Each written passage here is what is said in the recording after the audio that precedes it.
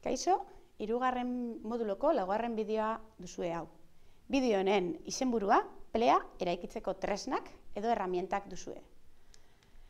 AdWellek 2007an 3 jarduera, 3 trebetasun azaldu zituen plea eraikitzeko orduan. Hau da, 3 trebetasun garatu behar dituela ikasleak edo pertsonak bere plea eraikitzeko. Lehenengoa, informatu, bigarrena, gogoeta egin eta 3. harremanak sortu. Ikusten duzuen bezala, 3 trebetasun horiek ere lotuak daude 3 borobil horietan.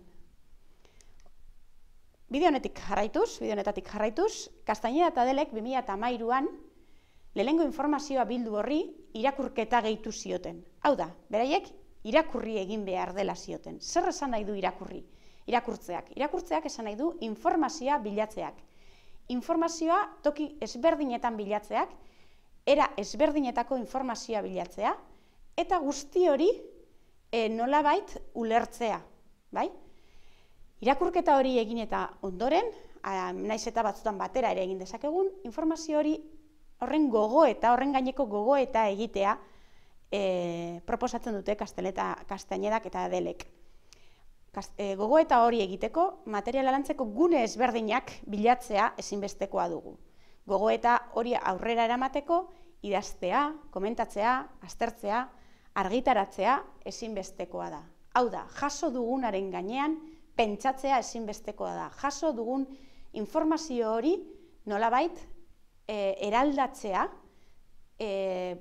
horren gaineko bertsio ezberdinak egitea, horren gaineko gogoeta sakona egitea, ondoren elkarbanatu ahal izateko. Eta baita, bakoitzak barneratzeko ere, ikasleak berak barneratzeko. Elkarbanaketa hau batzutan gogoetarekin batera doa. Hau da, gogoetarako elkarbanatzea ezinbestekoa dugu, besteekiko harremanak mantentzea. Feedback hori edo elkarrizketan ere gogoetak sortzen direlako, eraikitzen direlako. Elkarbanatze horretan, 3. atalean, zer zehazten da? Beste pertsonakin harremanak mantentzeko guneak bilatu behar ditugula. Sare sozialak edo bestelako guneak bilatu behar ditugu, gure helburua, ikasketa helburu hori aurrera eraman ahal izateko. Gune horietan zer sortzen dugu? Pertsonekin eta pertsonetatik ikastea. Orain, banaka-banaka, atal bakoitza zehazten joango gara. Lehenengo atala, informazioa lortu. Informazioa lortzeko ze trebetasun jarri behar ditugu jokoan. Ze estrategia eraman behar dugu. Lehenengoa, kuriosidadea, nahia. Nahi izan behar dugu ikasteko nahia ezinbestekoa da. Ikasteko nahia aurrera izan behar dugu, aurrera ekin behar dugu. Nahi hori zerekin loa lotuta, kuriosidadearekin. Eta kuriosidadea aldi berean, interesarekin, ze interes dugun, ze kuriosidade dugun, ze helburu zehazten ditugun, eta horrekin lotuta joango dira bilaketak eta irakurketak. Irakurketa ezinbestekoa da, ulermenera bideratutako irakurketa bat. Zergatik ulermenera bideratutakoa? Alboko atalean ikusten duzuen bezala, jarduerak ezberdinak dira, baina danak ulermenarekin lotutakoak. Irakurtzea, begiratzea, errebisatzea, entzutea. Zer esan nahi du honek? Internetek ez ditu bakarrik testuak azaltzen. Informazioa ez dago testu, komunikazio era horretan bakarrik. Baizik eta ikusentzunezkoak edota entzunezkoak izan ohi dira kodeak ere. Hortaz, komunikazio era ezberdinak ditugu. Eta guk deskodifikazio era ezberdinak ere garatu behar ditugu. Ez da berdina testu idatzi bat, ikusentzunezko testu edo material bat, edo entzunezko podcast edo irrati bat. Hortaz, ezinbestekoa dugu deskodifikazio horretara bideratzen gaituzten estrategiak eta baita trebetasunak garatzea. Estrategia eta jarduera hauekin lotuta tresna ugari ditugu. Informazioa bilatzeko tresna ugari ditugu. Horien artean badauzkagu YouTube, Wikipedia edo bestelako hainbat eta hainbat tresna. Bakoitzak ikusi beharko du non bilatu, zer bilatu eta ze formatutan bilatu nahi duen. Besteak beste, hor badugu ere, Eskobit bezalako sare sozialak, non informazioaren elkarbanaketa eguneroko gaia den edo. Bigarren atalean gogoeta egin edo informazio eraldatu dugu. Gogoeta egiteko, informazio eraldatzeko, Zer egin behar dugu? Informazioa antolatu, estrukturatu, laburtu, nolabait eraldatu.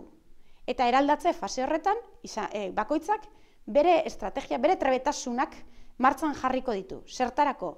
Azken finean, informazio berri bat sortzeko. Beraz, jarduerak ekoizte jarduerak izango dira, sortze jarduerak. Guk dugun informazioarekin zerbait sortu behar dugu elkarbanatzeko, ikasteko eta aurrera jarraitu ahal izateko. Nolabait, orduan hemen, gure idazmen sorkuntza trebetasunak lantzen ditugu. Aurreko atalean entzumen aktiboa edo irakurketa aktiboa zan bezala, hemen sorkuntza aktiboa ere bultzatu behar dugu. Horretarako tresnak eta baliabide ezberdin eta ugariak ditugu interneten. Libreak eta ez libreak eta komunikazio era ezberdinak bideratzen laguntzen dizkigutenak.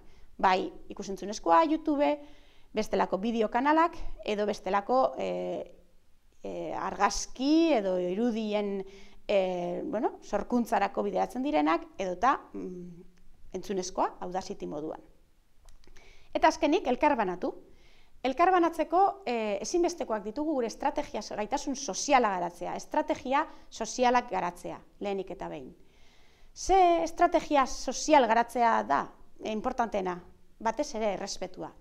Besteekiko harremanetan errespetua. Elkarrizketara bideratuko gaituen errespetua.